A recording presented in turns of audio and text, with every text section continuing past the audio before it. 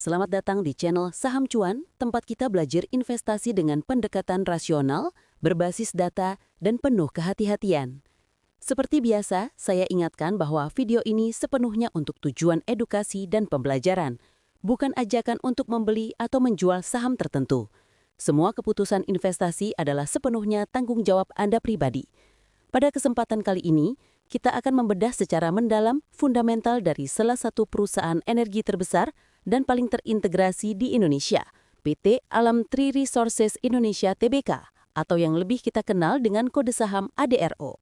Video ini dibuat pada tanggal 29 November 2025 menggunakan data pendukung hingga Q3 tahun 2025 serta harga penutupan pasar tanggal 28 November 2025. Seperti biasa, saya meminta Anda untuk meneliti kembali segala angka yang ditampilkan, karena selalu ada kemungkinan terjadi perbedaan data atau pembulatan statistik yang perlu Anda cermati kembali dari laporan resmi perusahaan. Video ini dibuat atas permintaan salah satu sahabat kita, yaitu @dharmaputragusti9252. Terima kasih sudah mengirimkan request, dan salam hormat untuk seluruh teman-teman yang selalu setia mendukung channel Saham Cuan. Profil perusahaan. Mari kita mulai dengan memahami profil bisnis ADRO secara utuh. PT Admarti Resources Indonesia Tbk, atau yang dulunya dikenal sebagai Adaro Energi, merupakan perusahaan energi dan sumber daya alam yang sangat besar dengan struktur bisnis yang terintegrasi secara vertikal. Yang menarik dari ADRO adalah sifat bisnisnya yang tidak hanya bertumpu pada penambangan batu bara, tetapi juga mencakup berbagai industri pendukung yang membuat ekosistem bisnisnya menjadi sangat kuat, stabil, dan relatif lebih tahan terhadap fluktuasi jangka pendek. ADRO memiliki lini bisnis utama di sektor 1. Pertambangan batubara termal. Produk utamanya bernama Environcal, yaitu batubara ramah lingkungan dengan kadar polutan yang rendah. Produk ini cukup terkenal di pasar Asia Pasifik karena kualitasnya yang stabil dan lebih bersih dibanding banyak batubara dari negara lain. 2. Batubara metalurgi atau coking coal. ADRO termasuk salah satu eksportir batubara pengeras baja yang dibutuhkan untuk produksi baja. Ini sangat penting karena ADRO tidak hanya bermain di energi, tetapi juga masuk ke rantai pasokan industri baja global. 3. Jasa pertambangan atau mining services. ADRO punya anak usaha besar seperti PT Sapti Indra Sejati yang menyediakan jasa tambang, kontraktor, hauling, dan logistik. Ini artinya ADRO tidak hanya menjual batu bara, tetapi juga menjual jasa pertambangan. 4. Ketenaga listrikan dan pembangkit energi. ADRO mengembangkan pembangkit listrik berbasis batu bara maupun energi terbarukan melalui berbagai anak perusahaan. Ini merupakan bagian dari strategi transisi energi mereka, karena permintaan listrik di Indonesia masih sangat besar. 5. Infrastruktur, logistik, dan transmisi. Dari pelabuhan, konveyor, hauling road, jalur transmisi, hingga distribusi energi, ADRO memiliki infrastruktur yang sangat lengkap. Hal ini membuat biaya produksi mereka lebih efisien dibandingkan banyak pemain lain. 6. Investasi strategis aluminium, baterai, and renewable energy. Melalui sejumlah anak perusahaan, mereka masuk ke bidang aluminium, baterai masa depan, tenaga surya, tenaga angin, kawasan industri hijau hingga transmisi listrik. Dengan ekosistem yang selengkap ini, ADRO bukan sekedar perusahaan batubara, tetapi sudah menjadi grup energi terintegrasi. Luasnya ekosistem bisnis ini juga tampak dalam daftar anak perusahaan yang Anda berikan. Ada lebih dari 30 entitas anak, mulai dari pertambangan, pembangkit listrik, energi terbarukan, kawasan industri hijau, pengolahan logam, hingga baterai. Yang paling besar asetnya antara lain, PT Sapta Indra Sejati, jasa pertambangan, aset USD 888 juta. PT Admarti Power Indonesia, investasi energi terbarukan, aset USD 900 juta. PT Admarti Minerals Indonesia Tbk, jasa pertambangan, aset USD 2,6 miliar. PT Admarti Baterai Indonesia, investasi baterai, aset USD 1,29 miliar. PT Admarti Indo Aluminium, investasi aluminium, aset USD 1,29 miliar. PT Admarti Daya Indonesia, investasi, aset USD 1,28 miliar. Struktur konglomerasi seperti ini menjadikan ADRO salah satu perusahaan dengan diversifikasi energi paling luas di Indonesia. Kepemilikan dan struktur saham. Kini kita melihat sisi kepemilikan. Pemegang saham terbesar ADRO adalah PT Adaro Strategic Investment dengan 47,79%, masyarakat non-warkat 28,67%, pihak afiliasi 10,90%, dan saham tersuri sekitar 2%. Para pemegang saham utama dan pendiri memiliki porsi yang cukup besar. Yang paling terkenal nama-namanya adalah Garibaldi Thohir memegang 6,72%, Edwin Suryajaya memegang 3,57%, dan Arini Subianto memegang 0,27%. Ini adalah nama-nama besar dalam dunia bisnis Indonesia yang menambah kredibilitas perusahaan dalam jangka panjang. Kepemilikan publik yang cukup besar di atas 28% membuat saham ini tetap liquid dan aktif diperdagangkan di Bursa Efek Indonesia. Analisa valuasi saat ini, mari kita masuk ke bagian valuasi. Untuk Q3 2025 dan harga penutupan 28 November 2025, beberapa angka pentingnya adalah sebagai berikut.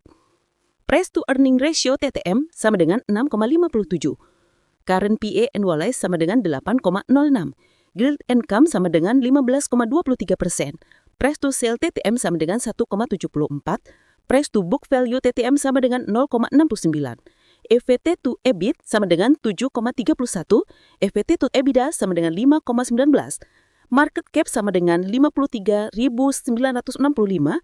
enterprise value 56.383, share outstanding 29,39 miliar. Melihat angka-angka ini, valuasi EDRO secara umum berada di zona undervalue. Mengapa demikian? 1. PE ratio rendah, dengan PE sekitar 6 hingga 8, ADRO di perdagangan jauh di bawah rata-rata sektor energi global yang umumnya berada di kisaran PE 9 hingga 12. Ini menandakan pasar memberi diskon terhadap saham ADRO, mungkin karena sentimen negatif terhadap batu bara dan kekhawatiran penurunan harga komoditas. 2. PBV hanya 0,69, artinya harga sahamnya lebih rendah dari nilai buku perusahaan. Perusahaan padat aset biasanya punya PBV rendah, tapi angka di bawah 1 tetap menunjukkan potensi undervaluation. Tidak, EV to EBITDA sama dengan 5,19.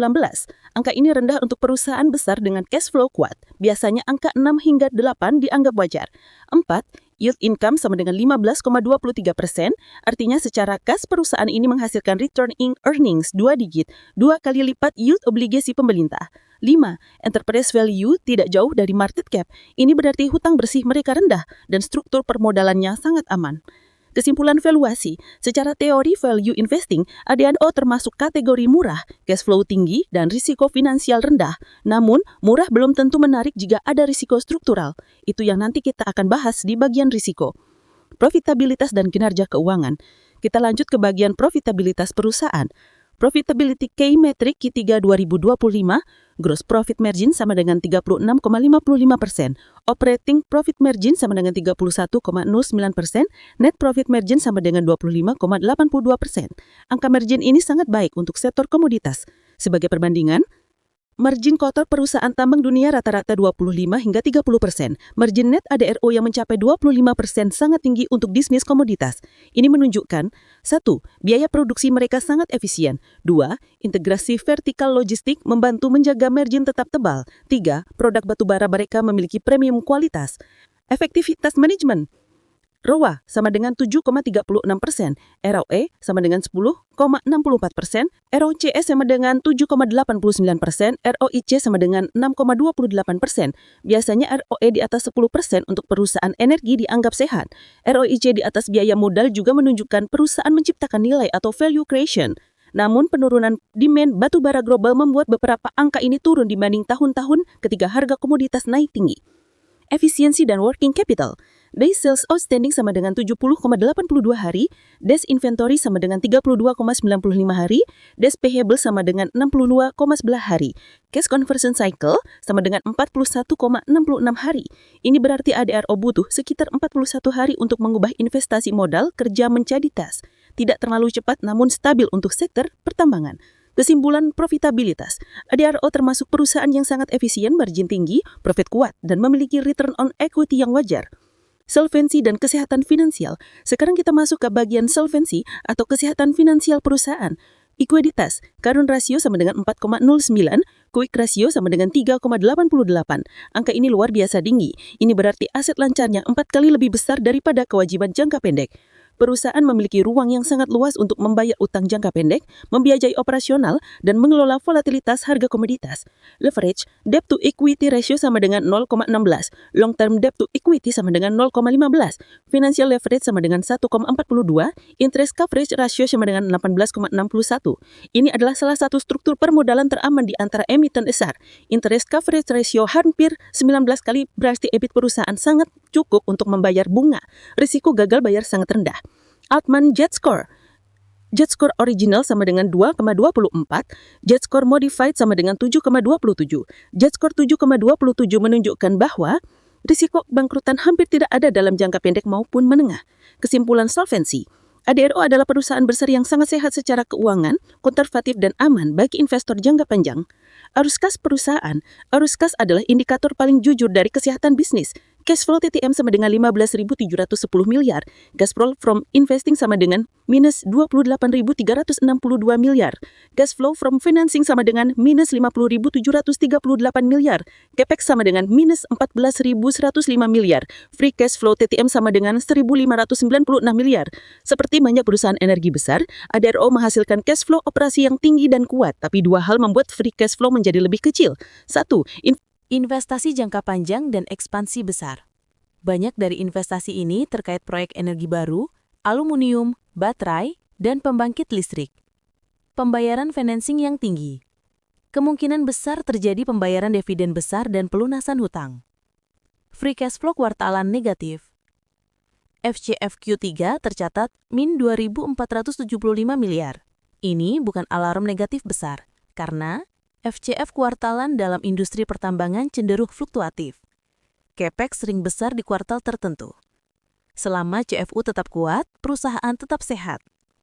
Kesimpulan arus kas. ADRO menghasilkan kas yang sangat besar, namun menyerap kas yang sama besar untuk ekspansi dan pembiayaan. Kinerja laba dan pertumbuhan. Sekarang kita melihat pertumbuhan pendapatan dan laba.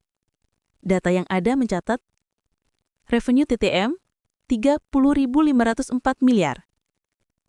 Net income TTM 8.101 miliar. EBIT TTM 7.709 miliar. EPS TTM 275,63.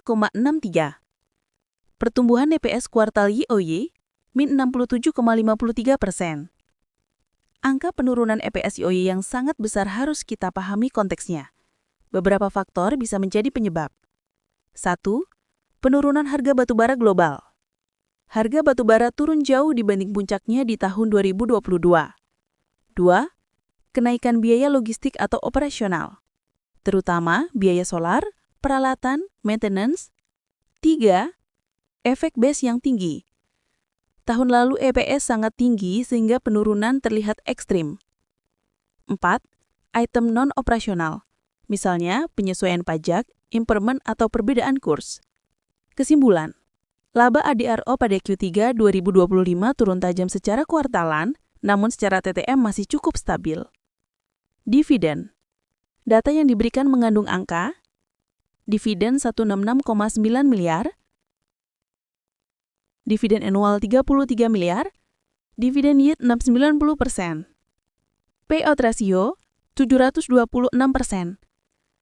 Angka-angka ini tidak masuk akal karena tidak mungkin yield mencapai 90% kecuali ada corporate action khusus. Payout ratio 700% artinya dividen dibayarkan lebih besar dari laba bersih, berulang kali yang tidak mungkin dilakukan perusahaan model ADRO. Kemungkinan besar terjadi kesalahan satuan. Perbedaan data per lot versus per lembar. Pembulatan dalam sistem data. Analisa resiko. Tidak ada perusahaan tanpa resiko. 1. Resiko harga komoditas. Bisnis ADRO sangat tergantung pada harga batu bara global. Jika Tiongkok mengurangi impor atau India meningkatkan produksi domestik, efeknya langsung ke pendapatan ADRO. 2. Resiko ESG dan transisi energi. Tren global menuju energi ramah lingkungan dapat mengurangi minat investasi institusi ke perusahaan batu bara. Ini bisa menekan valuasi jangka panjang. 3. Risiko regulasi. Indonesia memiliki regulasi dinamis terkait DMU, royalti, pajak, dan ekspor. Perubahan regulasi bisa mempengaruhi margin. 4. Risiko fluktuasi laba. Laba ADRO sangat fluktuatif. 5. Risiko investasi diversifikasi. Investasi ke aluminium dan baterai memiliki risiko. 1. Capex tinggi. 2. Waktu balik modal panjang. 3. Margin tidak selalu setinggi batu bara, namun bisa memberi diversifikasi jangka panjang. 6. Risiko lingkungan dan operasional. Tambang selalu punya perisiko. Kecelakaan, cuaca ekstrim, gangguan rantai pasok. Katalis positif ADRU. 1. Perbaikan harga batubara dunia. Jika harga batubara rebound, laba ADRU akan pulih. 2. Diversifikasi energi terbarukan. Proyek tenaga surya, angin, baterai, dan aluminium dapat menjadi sumber keuntungan baru. 3. Permintaan listrik Indonesia meningkat, ADRU sebagai pemain pembangkit akan diuntungkan. 4. Ekspansi ke industri hijau. Kalimantan Industrial Park Indonesia, Green Aluminium, Green Battery, ini potensi pertumbuhan jangka panjang. 5. Arus kas yang kuat. Kemungkinan pembagian dividen besar tetap terbuka. Teknikal dan momentum. Dari data harga, 1 bulan plus 1,40%, 3 bulan plus 2,26%, 6 bulan minus 17,73%, 1 tahun minus 34,42%, 3 tahun minus 51%. ITD minus 25,51%. Secara teknikal, saham ini berada dalam downtrend jangka panjang, tapi sedang mencoba membentuk area konsolidasi. Level penting, 52 week high, 2.880. 52 week low, 1.600. Jika harga saat ini sekitar 1.810, berarti saham berada dekat area support besar. Biasanya value investor menganggap ini area menarik untuk mulai mengumpulkan, tapi trader momentum akan menunggu konfirmasi breakout. Kesimpulan investasi, mari kita rangkum semua hasil analisa. Kelebihan ADRO, valuasi murah, PR rendah, PBV 1, neraca sangat sehat, kas besar dan hutang rendah, margin tinggi, arus kas operasi kuat, ekosistem bisnis sangat besar dan terintegrasi, diversifikasi energi masa depan, pemilik dan manajemen yang sangat kuat. Kekurangan ADRO, laba kuartal 3 menurun tajam, ketergantungan pada komoditas batu bara, sentimen ESG negatif, free cash flow jangka pendek menipis, data dividen perlu verifikasi ulang. Apakah layak investasi? Jika Anda adalah value investor jangka panjang, ADRO terlihat menarik karena murah secara valuasi, kuat secara fundamental, dan punya ekosistem bisnis yang masif. Jika Anda adalah growth investor, Anda perlu melihat keberhasilan diversifikasi ke energi ramah lingkungan dan aluminium dalam 3-5 tahun ke depan. Jika Anda adalah trader momentum, Anda perlu menunggu konfirmasi reversal teknikal. Kesimpulan akhir, ADRO tetap salah satu perusahaan energi terbesar dan paling solid di Indonesia dan menjadi kandidat kuat untuk portofolio jangka panjang yang mengincar nilai, stabilitas, dan arus kas. Sampai di sini pembahasan lengkap kita mengenai analisa fundamental ADRO berdasarkan data Q3 2025. Semoga video ini memberi wawasan yang lebih mendalam untuk Anda semua. Jika menurut Anda konten seperti ini bermanfaat, jangan lupa klik like, share ke teman-teman investor lainnya, dan tentunya subscribe agar Anda tidak ketinggalan analisa terbaru dari channel Saham Cuan. Terima kasih sudah menonton hingga akhir. Sampai jumpa di analisa saham berikutnya, tetap disiplin, tetap rasional, dan tetap cuan.